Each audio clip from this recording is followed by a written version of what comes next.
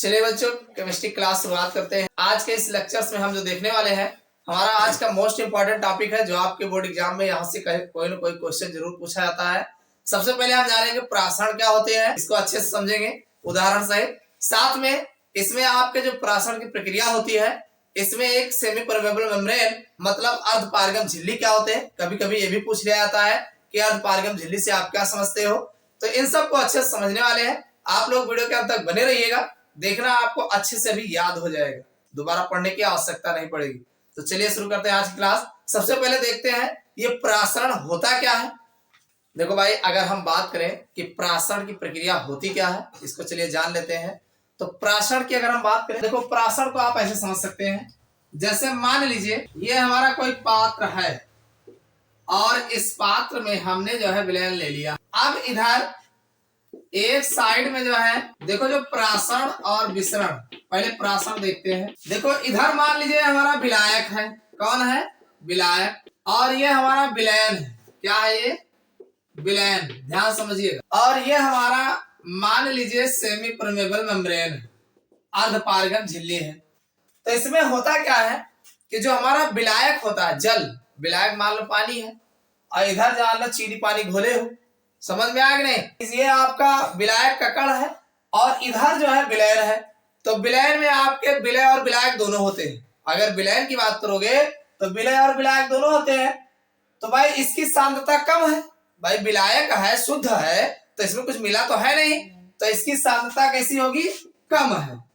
यानी इसकी सांद्रता अगर देखा जाए तो कम है, भाई इसकी सांद्रता कम है और इसकी सांद्रता अधिक है। भाई इसकी सांद्रता की अगर हम बात करें तो ये अधिक है। तो कम सांद्रता से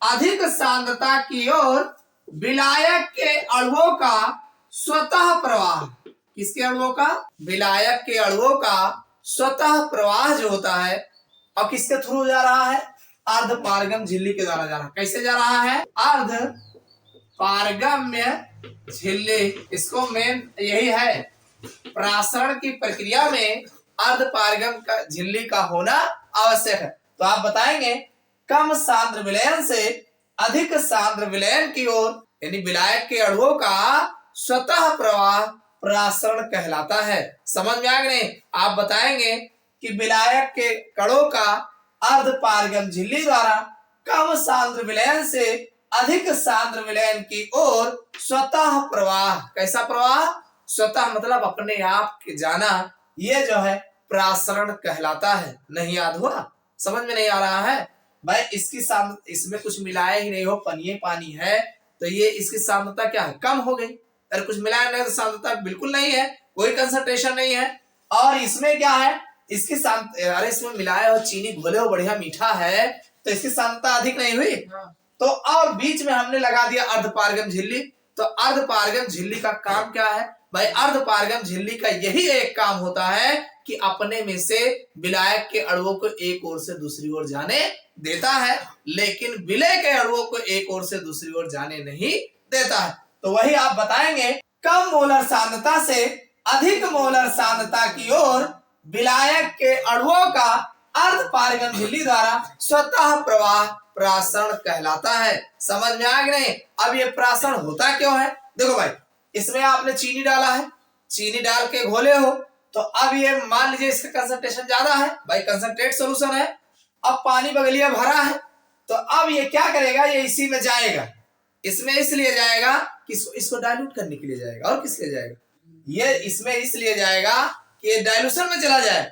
इसीलिए ये विलायक के कण जो है अर्धपारगम झिल्ली द्वारा इंटर कर जाते हैं और फिर जो है इसको डाइल्यूट कर देते हैं। तो समझ में आ गया ना, याद हुआ कि नहीं याद हुआ भाई। याद करने में कुछ नहीं है। आप बताएंगे विलायक के अणुओं का कम सांद्र विलयन से अधिक सांद्र विलयन की ओर अर्धपारगम झिल्ली द्वारा स्वतः प्रवाह प्रासरण कहलाता है। अब हम आपको एक एग्जाम्पल बताते हैं। आप लोगों ने किशमिश देखा होगा, देखा है कि नहीं, अरे अंगूर, वही सूखा अंगूर जो होता है भाई, आप लोगों ने किशमिश देखा होगा। देखो ये मान लीजिए आपने पानी भर दिया और पानी भर करके इसमें एक किशमिश जो है आपने डाल दिया, एक किशमिश आपने डाल दिया, सूखी किशमिश डाल दिया। अब डालने के बाद होगा क्या, ध्यान सुनिएगा। किशमिश के अंदर जो आपका मिठास होगा, क्यों? क्योंकि इसका कंसंट्रेशन ज्यादा होगा, अंदरवा में पानी कम होगा, चाशनी ज्यादा होगा, आपका जो शुगर है, जो भी मीठापन होगा, फ्रक्टोज होगा, वो ज्यादा होगा, तो मिठास ज्यादा होगा। और बाहर पानी भरे हो तो पानी में अगर किशमिश को डाल दोगे तो क्या होगा, किशमिश फूल जाएगा भाई। कुछ समय बाद अगर देखोगे तो तुम्हारा किशमिश एकदम एकदम डब्बा हो जाएगा। काहे का डब्बा हो गया भाई? डब्बा इसलिए हो गया क्योंकि अंदर का कंसंट्रेशन ज्यादा था, बाहर का कंसंट्रेशन था नहीं, तो ये पानी जो है अंदर चला गया। क्यों चला गया? क्योंकि वो पूरा उसका घोल दे ना, वो जितना जो मिठास है उसको डाइल्यूट करने के चक्कर में अंदर चला गया। और गया कैसे? क्या ये जो किशमिश के ऊपर लेयर लगी है उसमें छेद रहता है? छेद तो नहीं रहता है, वो सेमी परमेबल मेम्ब्रेन का काम करता है। यानी जो किशमिश की लेयर होती है वो अर्ध पारगम झिल्ली का काम करता है, जिसके कारण विलायक के कण जो है भाई ऊपर की साथ बाहर कोई सांद्रता है नहीं, कंसंट्रेशन है नहीं, और अंदर में चीनी घुला हुआ है तो मीठा ज्यादा है, तो बाहर से वो अंदर जाएगा उसको डाइल्यूट करने के चक्कर में। तो वही हुआ कि कम सांद्र विलयन से अधिक सांद्र विलयन की ओर विलायक के अणुओं का अर्ध पारगम झिल्ली द्वारा स्वतः प्रवाह प्रासरण कहलाता है। तो अंगूर की जो अंगूर है, किशमिश है, तो किशमिश में ये ऑस्मोसिस की क्रिया आपको देखने को मिलेगी। समझ में आया कि नहीं? ऐसे और भी है, अंडा आप लोगों ने देखा होगा, अंडा ले लो ऐसे तो खलकेगा, जैसे लगेगा पानी भरा है उसमें, लेकिन उबाल दोगे तो भर जाएगा। तो अब ये उबालने से भर गया, तो कैसे भर गया भाई? भर गया तो वो आपका जो अंडे की ऊपरी लेयर होती है वो भी सेमी परमेबल मेम्ब्रेन का काम करते हैं। समझ में आ गया नहीं? तो इतना समझ में आ गया होगा कि प्रासरण होता क्या है। ठीक, अब हम बात कर लेते हैं ये अर्ध पारगम झिल्ली, झिल्ली जो बार बार कह रहे हैं, ये अर्ध पारगम झिल्ली क्या होती है? आपके बोर्ड एग्जाम्स में काफी पूछा गया है, तो इसको भी देख लेते हैं। अर्ध पारगम झिल्ली किसे कहते हैं और ये कितने प्रकार की होती है? देखो बच्चों, अगर हम बात करें अर्ध पारगम झिल्ली होती क्या है, ये सेमी परमेबल मेम्ब्रेन क्या होते हैं, तो देखो भाई इसमें ये है कि ऐसी झिल्ली, यानी एक प्रकार की झिल्ली होती है। कैसी झिल्ली होती है? ऐसी झिल्ली होती है जिसमें विलय के अणु, कौन से अणु? विलय भाई, विलय, विलय मतलब जो चीनी और पानी मिलाया हो तो चीनी आपका विलय होगा भाई। विलयन की अगर आप बात करो तो चीनी और पानी का अगर विलयन होगा तो चीनी आपका विलय होगा।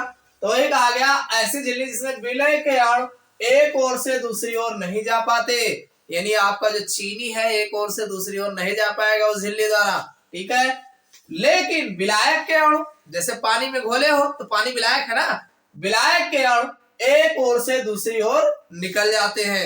यानी ऐसे झिल्ली जिसमें विलय के कण एक ओर से दूसरी ओर नहीं जा पाते हैं, जबकि विलायक के कण एक ओर से दूसरी ओर निकल जाते हैं, तो ऐसी झिल्ली को हम जो है अर्ध पारगम झिल्ली कहते हैं। समझ में आया नहीं? अब इसमें भाई अर्ध पारगम झिल्ली में होता कौन कौन आएंगे? जैसे अंडे की कोसा झिल्ली हो, अंडे की झिल्ली हो गई। कोशिका आप जानते होंगे भाई, पौधों की कोशिका है और मनुष्यों की कोशिकाएं हैं। तो कोशिका जो होती है, पौधों की जो कोशिकाएं होती हैं, उसकी कोसा झिल्ली जो होती है उसमें भी यही कहानी है कि भाई विलायक के कण एक ओर से दूसरी ओर चले जाते हैं लेकिन विलय के कण नहीं जा पाते। तो एक आ गया कोशिका झिल्ली है, आदि पर अर्ध पारगम झिल्ली होती है भाई। इन सब पर जो है अर्ध पारगम झिल्ली देखने को मिलता है। दूसरा किशमिश आपने देखा होगा, अर्ध किशमिश लिखा है, अंगूरों लिखा है, अंगूर कहो चाहे झुराया जाए किशमिश बोल दो। तो ये दोनों, इन सब जितने भी और भी फल जो होते हैं, जितने भी फल होते हैं, फलों के ऊपर जो आवरण लगा होता है ये भी अर्ध पारगम झिल्ली का काम करते हैं। तो समझ में आया कि नहीं? अर्ध पारगम झिल्ली क्या है? ऐसी झिल्ली जिसमें विलायक के कण एक ओर से दूसरी ओर चले जाते हैं लेकिन विलय के अणु एक ओर से दूसरी ओर नहीं जा पाते हैं, ऐसी झिल्ली को अर्ध पारगम झिल्ली कहते हैं। अब ध्यान सुनिएगा आप भाई, अब जो है कुछ ऐसी बातें हैं जो आपके एग्जाम में आता है कि अर्ध पारगम झिल्ली क्या है, ये कितने प्रकार के होते हैं, उदाहरण सहित समझाओ। थोड़ा अगर 2 नंबर में 3 नंबर में पूछा जाएगा तो आपको डिटेल में लिखना पड़ेगा। तो ध्यान सुनिएगा, ये जो अर्ध पारगम झिल्ली होती है ये 2 प्रकार की होती है। एक होती है प्राकृतिक अर्ध पारगम झिल्ली। कौन सी अर्ध पारगम झिल्ली? प्राकृतिक, नेचुरल अर्ध पारगम झिल्ली। और दूसरा होता है आर्टिफिशियल, मतलब कृत्रिम अर्ध पारगम झिल्ली, कृत्रिम अर्ध पारगम झिल्ली। अब देखो इसमें जो एग्जाम्पल लिखा है, जैसे कोशिका की झिल्ली, कोसा झिल्ली, या अंगूर, किशमिश, फलों का आवरण, तो ये आपकी प्राकृतिक अर्धपारगम झिल्ली। कौन सी अर्धपारगम झिल्ली है? प्राकृतिक अर्धपारगम झिल्ली है। लेकिन अगर आप कृत्रिम अर्धपारगम झिल्ली मतलब आर्टिफिशियल सेमी परमेबल मेम्ब्रेन की बात करें तो इसमें आपका आ जाएगा कॉपर फेरोसाइनाइड। क्या आ जाएगा और जान लो, कॉपर फेरोसाइनाइड Cu2FeCN का होल 6, ये है कॉपर फेरोसाइनाइड। कॉपर फेरोसाइनाइड ये आपका कृत्रिम अर्धपारगम झिल्ली। कौन सी अर्धपारगम झिल्ली है? कृत्रिम अर्धपारगम झिल्ली। अर्धपारगम्य झिल्ली समझ में आया कि नहीं? ये कॉपर फेरोसाइनाइड जो है ये आपका कृत्रिम अर्धपारगम झिल्ली बोला जाता है। बस एक नाम याद रखो, एग्जाम में लिख देना। नेचुरली प्राकृतिक अर्धपारगम झिल्ली और कृत्रिम अर्धपारगम झिल्ली में क्या अंतर है? भाई जो प्राकृतिक होता है ये जो है प्रकृति में पाए जाते हैं, पेड़ पौधों जंतु वनस्पतियों में पाए जाते हैं, अपने आप बनते हैं, पौधों में पाए जाते हैं, जंतुओं में पाए जाते हैं। तो ये आपकी प्राकृतिक अर्धपारगम झिल्ली होती है। और कृत्रिम अर्धपारगम झिल्ली क्या होती है? वह अर्धपारगम झिल्ली जिसको हम आर्टिफिशियल तरीके से तैयार करते हैं, बनाते हैं, अपना काम निकालने के लिए जो है बनाया जाता है। तो ऐसी झिल्ली को हम जो है कृत्रिम अर्धपारगम झिल्ली कहते हैं। समझ में आया अर्धपारगम झिल्ली?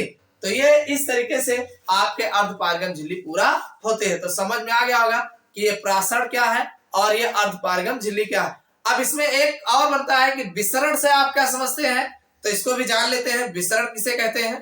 देखो बच्चों, अगर हम बात करें विसरण की, किसकी? विसरण मतलब विसरित होना, डिफ्यूजन।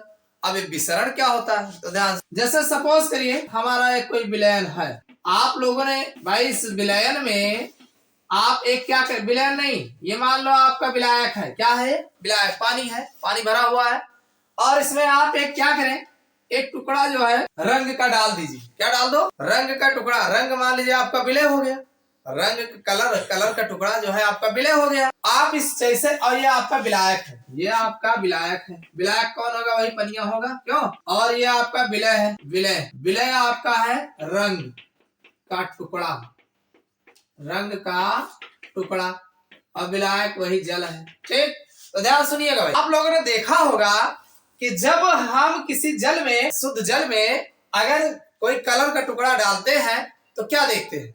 धीरे धीरे कुछ समय बाद ये घुल, पहली बार जैसे डालोगे घुलना स्टार्ट हो जाएगा और कुछ समय बाद ये है ये धीरे धीरे पूरे जल एक समान हो जाएगा। यानी पूरा हमारा जल जो होगा वो रंगीन हो जाता। क्यों हो जाता है भाई? जब डालोगे तो पहले यही कंसंट्रेशन ज्यादा रहेगा और धीरे धीरे अपने आप पूरे जल में फैल जाता है। तो ये किस तरीके क्यों फैलता है, कैसे फैलता है? तो ये विसरण के थ्रू फैलता है। किसके थ्रू फैलता है? विसरण के थ्रू फैलता है। जहां डालते हो वहां पर कंसंट्रेशन ज्यादा होता है, तो हायर कंसंट्रेशन से लोअर कंसंट्रेशन की ओर सॉल्यूट पार्टिकल का स्वतः प्रवाह, यानी विलय कणों का स्वतः प्रवाह, यानी अधिक सांद्रता से कम सांद्रता की ओर विलय के, आपकी विलायक का नाम नहीं लेंगे, आपकी विलय का नाम लेंगे, विलय के अणुओं का स्वतः प्रवाह। यानी इसमें और एक बात, यहाँ अर्धपारगम झिल्ली का चर्चा नहीं करेंगे। इसमें कौन झिल्ली लगा है? कोई झिल्ली नहीं लगा है। आप बताएंगे कि विलय के कणों का स्वतः प्रवाह, यानी विलय के कणों का स्वतः प्रवाह जो है विसरण कहलाता है। जब अधिक सांद्रता से कम सांद्रता की ओर विलय के कणों का स्वतः प्रवाह जो होता है वो विसरण कहलाता है। समझ में आ गया ना विसरण क्या है? और भी एग्जाम्पल आप समझ सकते हैं। जैसे ये आपका कमरा है, जहां बैठे हो कमरा है, अभी थोड़ा सा सेंट जो है कहीं डाल दिया जाए, कहीं पर भी आप थोड़ा सा सेंट छोड़ दीजिए, तो देखिए उस समय तो नहीं, थोड़ी देर बाद पूरे रूम में स्मेल आने लगेगी। तो ऐसा क्यों हुआ? आपने बुलाया मेरे नाक के पास आओ? ऐसा कुछ नहीं है। वो सेंट जहां आप छोड़ोगे वहां का कंसंट्रेशन ज्यादा रहेगा और धीरे धीरे वो जो है फैलना स्टार्ट करेगा। जहां नहीं होगा सेंट वहां की ओर फैलना स्टार्ट करेगा। धीरे धीरे पूरे रूम में वो सेंट जो है स्मेल करने लगेगा। तो ये किसके थ्रू हुआ? ये विसरण के थ्रू हुआ। देखो विसरण में होता क्या है कि विलय के पार्टिकल का अधिक सांद्रता से कम सांद्रता की ओर जाते हैं और विलायक के पार्टिकल कम सांद्रता से अधिक सांद्रता, यानी ये उधर को जाएगा वो इधर के आएगा, दोनों एक दूसरे में घुलना स्टार्ट कर देते हैं और धीरे धीरे पूरा एक जैसा बना लेते हैं। समझ में आई बात? तो ये प्रक्रिया आपकी विसरण की होती है। दो एग्जाम्पल समझ में आ गया ना? लिखने की जरूरत है? लिख लो, लिखना चाहो। भाई रंग का टुकड़ा जल में डालने पर थोड़ी देर बाद जल का रंगीन हो जाना विसरण कहलाता है। समझ में आया नहीं भाई? जैसे जैसे घुलता जाएगा वैसे वैसे रंगीन हो जाएगा। तो आप अपने हिसाब से कुछ भी लिख सकते हो कि जब हम जल में रंगीन टुकड़ा डालते हैं, रंग का टुकड़ा डालते हैं, तो कुछ देर बाद जो है पूरे जल का एक समान रंगीन हो जाना, यह आपका विसरण के थ्रू होता है। आप ये भी बता सकते हैं कि किसी रूम में जो है अगर हम थोड़ा सा सेंट डाल देते हैं, स्मेल डालते हैं, तो थोड़ी देर बाद पूरे रूम में जो है स्मेल का आना, ये विसरण के थ्रू होता है। जैसे आप अगरबत्ती आप एक जगह जलाइए तो पूरे रूम में उसकी स्मेल आती है, तो वो भी जो है आपका विसरण के थ्रू होता है। तो समझ में आ गया होगा विसरण क्या है ना। विसरण क्या है कि भाई अधिक सांद्रता से कम सांद्रता की ओर विलय के अणुओं का स्वतः प्रवाह विसरण कहलाता है। तो विसरण समझ में आ गया होगा, प्रासरण भी समझ में आ गया होगा, और अर्धपारगम झिल्ली भी समझ में आ गया होगा। ये बातें आपको कैसी रही कमेंट करके जरूर बताइएगा। चैनल पर नए हो सब्सक्राइब कर लेना, वीडियो को लाइक नहीं किया लाइक कर दिया करिए। चलिए फिर मिलते हैं अगले क्लास में नए टॉपिक के साथ।